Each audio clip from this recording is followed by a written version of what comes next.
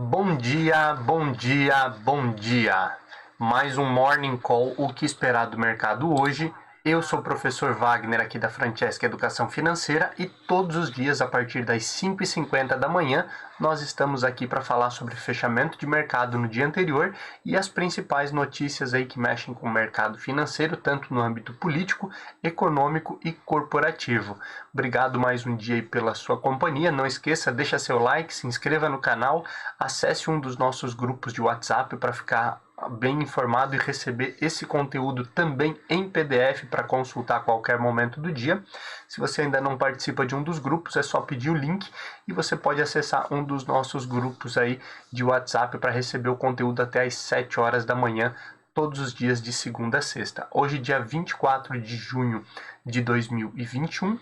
ontem o índice Ibovespa, olhando aí para números de forma geral, o mercado oscilou bastante no dia de ontem. Já falávamos desde logo cedo aí de um mercado aí com oscilações e principalmente olhando aí para o mercado sem uma direção definida, e foi o que aconteceu durante todo o dia no mercado, com queda nos principais mercados, inclusive aí no índice Ibovespa, que fechou mais um dia com queda, ainda pressionado aí pela ata do Copom, que nós tivemos aí a divulgação na terça-feira, falando aí sobre as mudanças mais bruscas aí a partir das próximas reuniões do Copom e principalmente aí olhando para a possibilidade de uma taxa de juros acima dos 6,5% ou a partir de 6,5% ainda no ano de 2021, o que caracterizaria aí uma política monetária aí neutra, partindo talvez para uma possibilidade de política monetária contracionista, justamente aí no objetivo aí de conter a inflação no Brasil e inflação também que acaba aí afetando diversos outros países do mundo, com perspectivas aí inclusive de aumento quando a gente olha para possibilidade de inflação de serviços, aonde nós olhamos aí para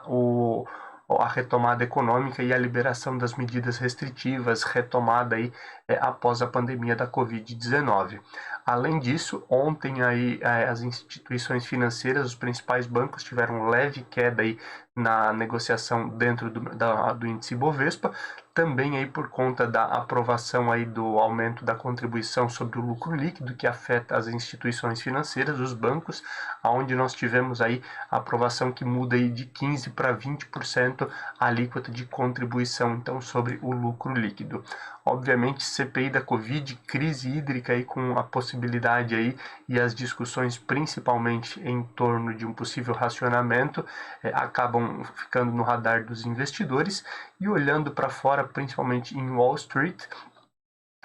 as divulgações de PMI, principalmente PMI composto e PMI de serviços, que caíram ontem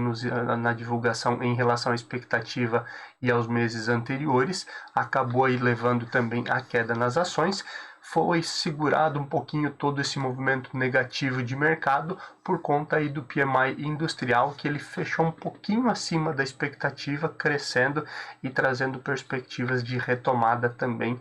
nesse sentido na economia norte-americana. Ontem nós também tivemos aí a fala da Janet Yellen, a secretária do Tesouro norte-americano, falando lá, se pronunciando frente ao Senado, onde ela também demonstrou expectativas aí positivas em relação ao imposto mínimo global aí, que foi apresentado por ela no G20, inclusive aí buscando então esse consenso de uma alíquota mínima de pelo menos 15%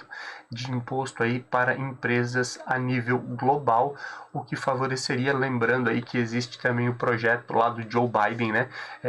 de aumentar a alíquota de impostos para empresas, o que acarretaria talvez aí a saída de algumas empresas, de algumas multinacionais lá dos Estados Unidos. Então essa também é uma forma aí de atuação de Janet Yellen e do governo norte-americano para segurar também um pouco aí dos parques fabris das empresas nos Estados Unidos, mesmo em meio a esse possível aumento de impostos aí que estaria dentro do plano Biden. Olhando aí, por exemplo, para outros continentes, a Ásia ainda teve ontem aí uma oscilação bem grande, com leve alta quando a gente olha aí para mercados asiáticos, principalmente aí após a divulgação aí dos relatórios aí do Comitê de Política Monetária lá do Japão, que demonstra aí uma confiança bem grande na retomada do país, principalmente frente a estímulos econômicos, né, que tem acontecido nas nações mais ricas do mundo, o que tem causado aí então esse otimismo quando se olha ali para o mercado japonês. A Europa, de forma geral, também teve as bolsas aí operando em queda no dia de ontem, apesar também dos PMIs lá terem vindo bem positivos, principalmente com alta em relação aos últimos meses, inclusive alguns dados aí batendo recordes históricos, mas ainda assim não foi suficiente aí para conter a desconfiança de investidores, e a gente fala um pouquinho mais aí sobre números de forma geral em seguida. Olhando aí para esses números, o fechamento de ontem, então, nós tivemos aí o índice Bovespa caindo 0,26% a 128.427 pontos. O dólar aí caindo novamente 0,06%, continua aí na casa dos R$ 4,96, né? Lembrando que há mais de um ano nós não víamos aí o dólar nesse patamar. Olhando aí para as bolsas dos Estados Unidos, tivemos alta aí de 0,13 na Nasdaq, bolsa de tecnologia, que chegou aí a 14.271 pontos. S&P 500 caiu 0,11% a 4.241 pontos. Dow Jones caindo 0,21 a 33.874 pontos. Já olhando para a Europa, também nova queda aí no euro, que fechou a negociação a R$ 5,91. Ontem teve uma queda de 0,98%, e as bolsas de forma geral ontem fecharam em queda. A Alemanha, o DAX, fechando com queda de 1,15% a 15.456 pontos.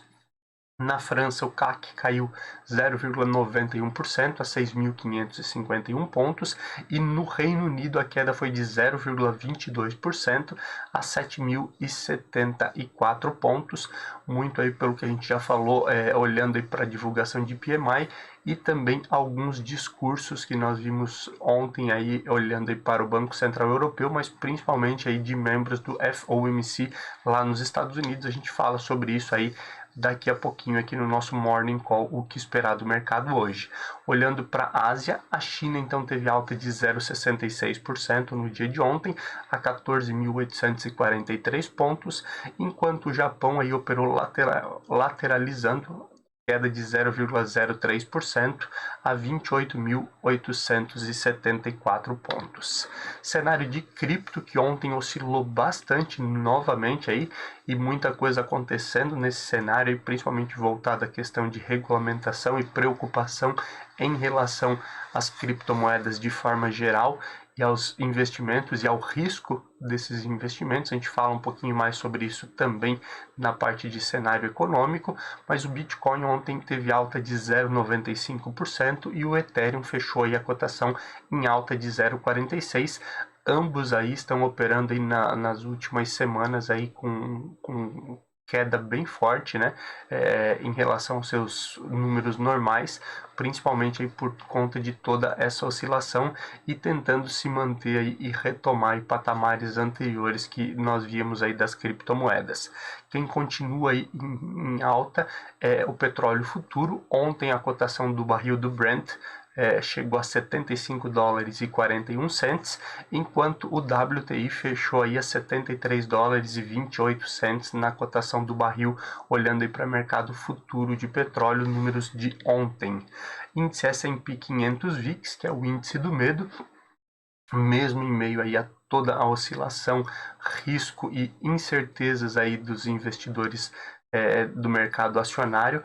manteve-se aí praticamente estável, uma queda de 2,04% ontem no índice do medo, fechando a 16,32 pontos, mesmo em meio a tudo que tem acontecido. Uma das vantagens aí é a estabilidade aí das Treasuries para 10 anos, né, os títulos públicos federais lá nos Estados Unidos, que continuam aí na casa de 1,5%, e essa mudança aí, essa manutenção da taxa também tem segurado boa parte aí dos ativos ainda em renda variável. Olhando aí para metais futuro, o ouro ontem fechou a $1.778,60 a onça. Alumínio futuro aí subindo novamente, fechando aí o pregão ontem a 2.444 dólares e 50 cents, e o ferro refinado ontem aí fechou o pregão a 201 dólares e 45 cents, perdão, a tonelada. Ferro que a gente fala que frequentemente tem sofrido bastante oscilação, principalmente por conta aí da tentativa da China de controlar a inflação da indústria e controlar principalmente o preço do minério aí nas importações de forma geral. Lembrando que a China é um dos principais importadores de minério de ferro aí olhando para o mundo, e ela ocupa aí o nosso boa parte aí da nossa exportação de minérios também, o que acaba obviamente aí afetando toda essa negociação também. Olhando aí para números de forma geral no índice Bovespa, as 5 principais altas ontem ficaram por conta de BRKM5, Braskem, que fechou com alta de 2,82%. Desculpa, a R$ 56,44. E DUC3, voltado à área de educação, né, subindo aí 2,40% a R$ 35,40. Lembrando, a gente já falou essa semana aí sobre as aquisições e também o caixa aí para novas aquisições de EDUC, que tem investido aí bastante aí para a retomada aí pós-pandemia, investindo também muito forte na questão de EAD, ensino à distância, né? E aí ontem teve um pouco desse reflexo aí no movimento do índice Bovespa. Os IMIN 5, os Minas aí fechando com alta de 2,14% a R$ 18,62. BID11 também mantendo-se aqui, né? BID11, Banco Inter aí nos últimos dias aí sendo frequente entre as principais altas do índice Ibovespa. A alta ontem foi de 2,02% a R$ 71,67. CVC-B3, CVC Brasil, né? Ontem também fechando com alta de 1,87, segundo dia consecutivo aí de maiores altas para CVC. Ontem aí fechou na casa dos R$ 29,44 a cotação das ações de CVC. Já nas principais baixas aí nós ficamos inicialmente por conta de EZTC3, EZTEC, que caiu quase 5%, 4,93% a queda, fechando aí a R$ 32,00 a ação negociada no dia de ontem. Pecar 3, Pão de Açúcar, aí num movimento de correção, né, altas consecutivas aí após a discussão em torno aí das posições acionárias e da tentativa de controle aí por parte do Abílio Diniz e principalmente da família Klein, mas com a notícia de que a Cassino, né, a controladora aí do grupo Carrefour, a empresa francesa, não deveria abrir mão ou sair da sua posição de principal acionista aí, de Pão de Açúcar, traz um movimento de correção também, e Pecar 3 fechou com 3,95% de queda ontem a R$ 39,91. BBSE3, Banco do Brasil Seguridade, ontem caindo 3,29% a R$ 24,70. RADL3, que é droga raia, né, fechando com queda de 2,5% a R$ 25,35. E Ecor 3, Eco Rodovias, fechando com queda de 2,43% a R$ 12,46. Esses aí são os números aí das principais altas e baixas do dia de ontem no índice Bovespa. Olhando aí para a agenda de indicadores de hoje, vale a pena ficar de olho aí no índice de confiança do consumidor brasileiro, que obviamente aí deve apontar essa retomada econômica, e olhando aí principalmente aí para aquilo que o consumidor imagina aí sobre essa retomada da economia, mas principalmente aí a liberação após aí mais vacinação, obviamente, né, mas voltarmos à vida normal. E esse indicador de confiança do consumidor é muito importante quando olhamos aí para a retomada de emprego, renda e retomada econômica. Além disso, hoje tem a divulgação do Índice Oficial de Geração de Empregos, né, do CAGED brasileiro, e também é muito importante aí para olharmos então como está esse cenário de geração de empregos, lembrando aí que nós tivemos aí recordes de desemprego também aí por conta da pandemia desde o início do lockdown aí lá no ano passado, 2020, e vivemos aí um momento aí de retomada então da geração de empregos. Vale a pena então ficar de olho nesse indicador no dia de de hoje. Já olhando aí internacionalmente, alguns indicadores que a gente pode ficar de olho para analisar a economia no dia de hoje é o clima de negócios na Alemanha, que também foi divulgado aí positivo no dia de hoje. Hoje tem relatório mensal do Banco Central Europeu, olhando aí para a taxa de juros também e principalmente aí para os últimos pronunciamentos, quais são as oportunidades e por que as últimas decisões em relação à política monetária foram mantidas ou alteradas. Então vale a pena ficar de olho aí nesse relatório. Hoje tem divulgação aí da taxa de juros básica, né, lá no Reino Unido, como se fosse a nossa Selic aqui no Brasil, e divulgação aí da ata do Comitê de Política Monetária também do Reino Unido, que é semelhante à nossa ata do Copom aqui, que vai mostrar exatamente aí por que foi definido então essa questão da taxa de juros no Reino Unido. Hoje também nós temos aí a divulgação do PIB do primeiro trimestre nos Estados Unidos, que deve impactar bastante aí o mercado de forma geral, principalmente aí porque boa parte da população norte-americana, em mais de 50%, já está vacinada, e também se tratando aí da maior economia do mundo, é importante olhar tudo que acontece ali e que deve ser replicado aí para outras economias também. Hoje nos Estados Unidos também tem os pedidos iniciais de seguro-desemprego e mais ao fim do dia tem a confiança do consumidor no Reino Unido, que deve ser divulgado então já no final do dia de hoje. Olhando um pouquinho aí para cenário político, a CPI da Covid, que está sempre aí no nosso radar, infelizmente aí é algo cotidiano já nós falarmos sobre ela aqui. Um dos servidores, lembrando aí, a gente começou a falar sobre isso ontem, a CPI, os senadores aí pretendem ouvir aí e investigar os casos aí de compra da vacina da Covaxin, né, a vacina indiana, principalmente aí por conta aí de diversas denúncias de pouca exportação dessas vacinas, o fato aí de ela ter sido encomendada e ter sido negociada antes mesmo até de aprovação por meio da Anvisa, e inclusive agora vem o fato aí de um servidor que inclusive é irmão do deputado, deixa eu só lembrar o nome dele, é o deputado, só um minutinho, Luiz Ricardo Miranda,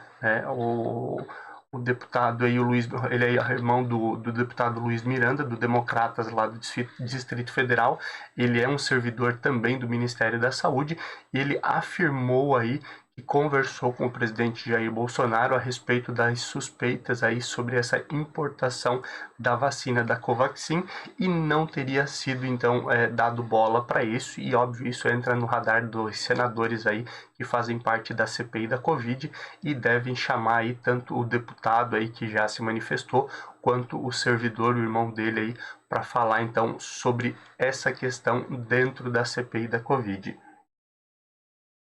Além disso, aí a CPI pretende intimar as redes sociais, Twitter, Instagram e Facebook, principalmente aí por conta aí da disseminação de notícias falsas, né, de fake news aí sobre a Covid-19. Obviamente aí as notícias não são divulgadas pelas redes, mas sim pelos usuários, mas a CPI quer ouvir e principalmente aí tentar colocar limites aí nesse sentido aí em relação às fake news que acabam atrapalhando aí quando a gente fala em retomada e tratamento correto em relação à Covid-19. Ontem também, no final do dia, nós tivemos aí a notícia do ministro do Meio Ambiente, o Ricardo Salles, que pediu exoneração do cargo, né, e justamente aí em meio a denúncias, né, se lembrarmos aqui, a gente já fala há algumas semanas no nosso Morning Call das denúncias aí que pairam aí e investigações inclusive sobre o Ricardo Salles. Existe aí uma denúncia e um processo aí de enriquecimento ilícito, né, algo mais antigo que é voltado lá aos anos de 2013 e 2014 e agora está em julgamento e investigação por parte aí do STF e da Polícia Federal. E mais recente aí nós temos os casos aí onde a PGR, a Procuradoria-Geral da República, encaminhou também para o STF a denúncia de que ele teria favorecido aí algumas empresas em relação aí à compra de madeira ilegal e também que ele teria atuado aí para trazer aí mais dificuldades nessa questão aí de fiscalização em relação aí a essa exportação ilegal de madeiras em alguns casos, e essa denúncia aí também vem sendo investigada nesse momento aí pelo Supremo Tribunal Federal, pela Polícia Federal, após aí ter sido encaminhada então aí a denúncia aí pela Procuradoria-Geral da República. Essa foi a notícia. Isso deve impactar o mercado, obviamente aí, principalmente aí dentro dessa questão por conta de tudo que tem acontecido, e óbvio também deve trazer um pouco mais de tranquilidade aí nesse momento aí para o presidente Jair Bolsonaro, que vinha sofrendo várias críticas aí por conta da atuação do ministro Ricardo Salles, ministro, ou melhor, ex-ministro agora do Meio Ambiente. Ontem aí o STF confirmou aí em julgamento aí a parcialidade do ex-juiz Sérgio Moro no caso do triplex do Guarujá, no caso lá das investigações da Lava Jato, né, que incluíam o ex-presidente Luiz Inácio Lula da Silva. Essa é uma briga antiga, inclusive, que foi solicitada aí pelos advogados do ex-presidente Lula, aonde eles acusam o ex-ministro e também ex-juiz Sérgio Moro, né, durante aí a investigação da Lava Jato, de ter sido parcial e ter aí trabalhado aí sem provas concretas aí para a condenação do ex-presidente Lula. Lembrando que o ex-presidente ficou aí mais de um ano aí preso aí na delegacia da Polícia Federal lá em Curitiba, né? E muito aí então vindo por conta aí desse julgamento, que agora foi considerado aí novamente ou confirmado a parcialidade do juiz Sérgio Moro, aonde ele teria talvez trabalhado com essa questão das condenações aí sem provas, e tendo sido muito enfático por se tratar do ex-presidente Luiz Inácio Lula da Silva. Óbvio, ainda tem muita discussão em relação a isso. Houve a suspensão das condenações do ex-presidente, dos julgamentos aí e das condenações feitas por Curitiba na Lava Jato. A maioria delas ainda serão julgadas novamente, então, pelos juízes ali no Distrito Federal, e alguns casos foram encaminhados aí para a comarca de São Paulo, e muita coisa ainda deve acontecer nesse sentido, olhando aí para o ex-juiz Sérgio Moro, e também quando nós olhamos aí para esse julgamento aí da Lava Jato, olhando principalmente aí para o ex-presidente Luiz Inácio Lula da Silva. Isso pode impactar o mercado e obviamente impactar as eleições aí olhando para 2022. O presidente da Câmara e do Senado, o Arthur Lira, e o Rodrigo Pacheco, né, especificamente, se reuniram aí com ministros do Supremo Tribunal Federal para defender principalmente aí a autonomia do Banco Central, votação aí que houve recentemente aprovando essa autonomia, trazendo mais autonomia aí para a instituição, e evitando, obviamente, aí que o presidente da República faça trocas dentro do Banco Central aí, conforme ele bem queira, por conta aí dessa mudança, dessa autonomia criada através da aprovação de projeto. Mas alguns partidos, como a gente já falou aqui diversas vezes, entraram com o pedido para que fosse cancelada essa autonomia do Banco Central pelo STF, e o STF agora na sexta-feira, amanhã, deve retomar esse julgamento, e então o presidente da Câmara e do Senado aí voltam a defender essa autonomia, até mesmo porque é algo que somente no Brasil, né, ou melhor, dentre os principais países desenvolvidos do mundo, o Brasil era um dos poucos aí que não tinha essa autonomia do Banco Central para atuação, e essa garantia aí para o presidente e diretores do Banco Central em relação a nomeações políticas. Lembrando, né, a decisão oficial em relação a esse julgamento aí do STF deve ficar somente para agosto, principalmente aí porque no mês de julho tem recesso aí dos tribunais, né, inclusive do Supremo Tribunal Federal, e esse recesso aí do Judiciário deve atrasar também essa votação. O presidente Joe Biden, lá nos Estados Unidos, volta a pressionar o Senado, olhando para o plano de infraestrutura, principalmente aí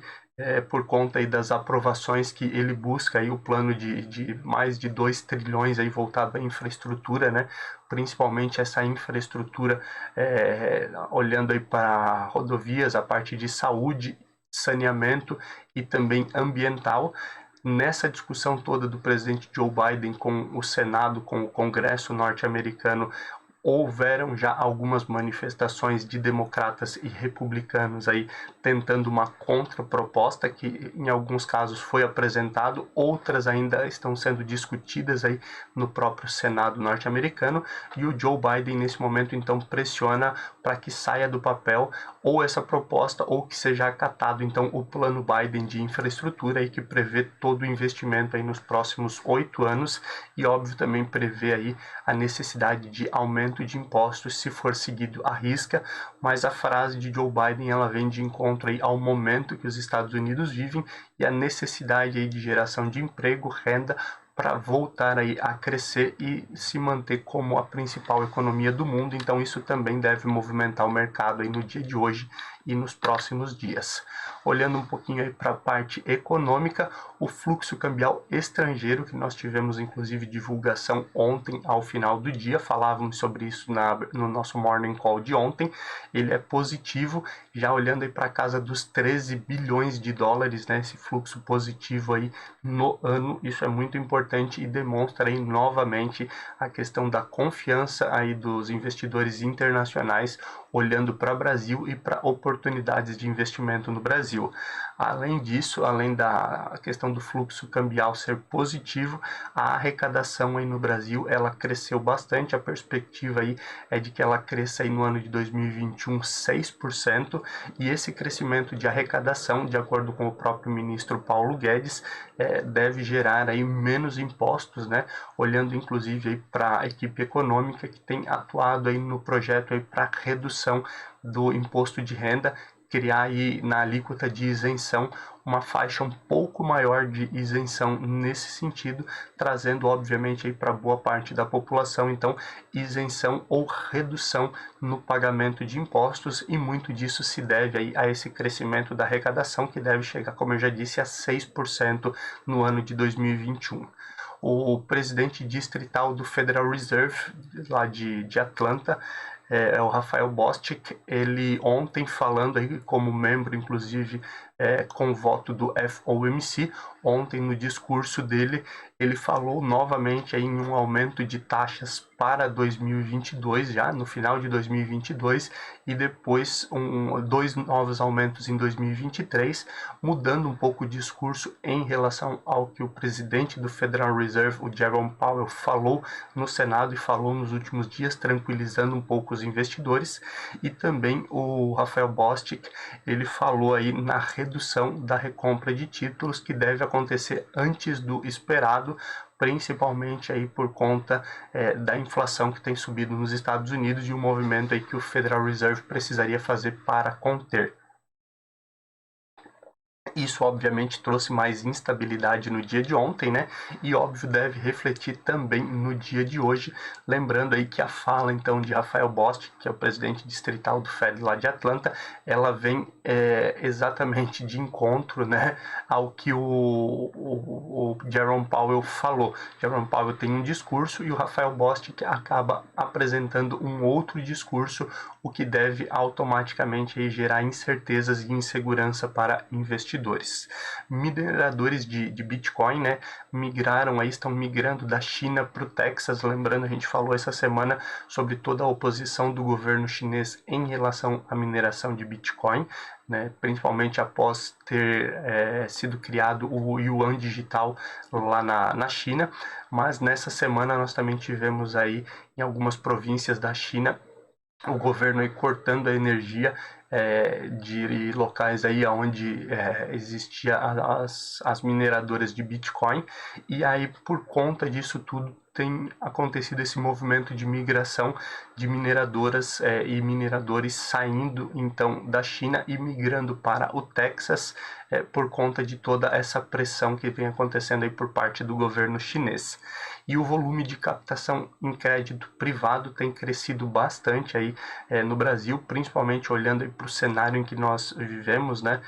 onde estamos em um momento ainda de crise que aumenta aí a possibilidade de recebíveis, né, quando nós falamos aí em crédito privado, mas também cresce aí o número de investidores que eles querem buscar um rendimento um pouco maior e automaticamente quando nós olhamos aí para crédito privado, por conta do risco, obviamente, a perspectiva de rendimento ela é um pouco maior, inclusive, aí, do que os demais fundos, inclusive de renda variável, e isso acaba causando um pouco de preocupação aos gestores, principalmente quando a gente fala aí no termo de liquidez, e isso também pode mexer com o mercado aí de forma geral. Olhando um pouquinho aí para cenário corporativo, né, olhando para a Nubank, nós vemos aí nas últimas semanas diversas notícias aí envolvendo aí o roxinho, né, a Nubank. Uma delas aí a questão de trazer a Anitta, né, para o seu conselho de administração, buscando obviamente uma aproximação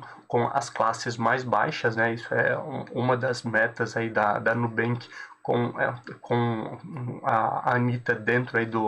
na cadeira aí de conselho de administração. Também nessa semana aí se falou muito aí sobre o Nubank procurando bancos aí nos Estados Unidos que possam fazer, né, o seu IPO. Lembrando, tem toda uma necessidade, uma regra que deve ser seguida e um banco de investimento que deve aí proceder com o processo de abertura de capital aí de qualquer empresa, e o Nubank estaria olhando quais as instituições nos Estados Unidos que poderiam atuar nesse processo de abertura de capital da companhia. E agora, nessa semana, no dia de ontem, a Nubank também mudando o seu cronograma de atuação em relação à Anitta. A Anitta iria participar de alguns fóruns, alguns webinars, nas mídias sociais, mas foi cancelado essas entrevistas, essas participações dela por conta também de ataques aí a ela nas redes sociais. Ela que tem mais de 14 milhões de seguidores e é uma pessoa que acaba gerando bastante polêmica, né? E ao ser atacada aí em relação à participação dela no conselho de administração, ela rebateu os seus ofensores, e isso causou um pouco mais de estresse, e obviamente aí o Nubank nesse momento aí talvez querendo preservar um pouco da imagem da instituição, acabou tirando então esse momento aí de entrevistas e participações da Anitta nesse momento aí em fóruns e eventos aí no mundo digital. Olhando ainda para o mundo digital, diversos ataques cibernéticos aí têm acontecido aí nos setores de saúde a nível global, e no Brasil aí essa semana nós tivemos aí a Fleury, que sofreu aí ataques cibernéticos, e já é o terceiro dia em que ela continua com problemas aí a nível sistêmico, né? Hoje aí ainda a parte telefônica da Fleury para agendamentos de exames, principalmente, ela continua fora do ar, e obviamente aí existe uma cobrança também de regulação e segurança cibernética das instituições, cobrando então o governo federal. A BB Distribuidora de Títulos e Valores Mobiliários é a instituição aí que lidera a captação de recursos aí para investimentos no ano de 2021, né? Ela que não é tão falada no dia a dia, mas nesse momento aí lidera a captação, e é interessante quando nós olhamos aí esse impacto que pode ter no mercado em meio aí à briga de XP, saída de XP para BTG, saída de BTG para XP, Safra brigando nesse sentido também, entre outros escritórios e corretoras aí que têm atuado fortemente aí nessa migração de recursos, e o Banco do Brasil Distribuidora, que não entra tanto nessa briga, liderando então nesse momento as captações em 2021. Você que tem ações aí da Movida, em breve pinta uma graninha na conta. A Movida informou aí, divulgou que irá pagar o equivalente a 23 milhões de reais em juros sobre capital próprio. E também aí olhando para a BTG Pactual e o Banco Pan, né? Banco Pan que agora é 100% aí da BTG Pactual. O BTG comprou a participação que existia aí da Caixa Econômica Federal no Banco Pan, e o BTG Pactual tem trabalhado muito forte para levar Banco Pan como a foto para as classes mais baixas, né, para o varejo, onde ele não tem tanta penetração. Inclusive nas próprias palavras aí de gestores do BTG Pactual, o Pan, né, é para ser a Nubank do BTG, mas com uma ideia de que dê lucro, ao contrário do que acontece com o Nubank até hoje. Inclusive, Banco Pan aí subiu bastante aí o volume de suas ações e o preço das suas ações nos últimos meses, e agora foi reforçada uma parceria então da Credipago com o Banco Pan. A Credipago é uma instituição que, entre outros aspectos, ela trabalha muito forte na questão de seguros residenciais em relação a aluguel. A pessoa ela pode fazer um seguro aluguel e, caso ela tenha algum problema, ela aciona esse seguro, e aí a instituição, a Credipago, ela pagaria então o aluguel desse segurado, reforçando também então essa parceria e essa visão de trazer o Banco Pan aí para o varejo, e principalmente para as classes mais pobres, né, para as classes mais baixas, melhor dizendo,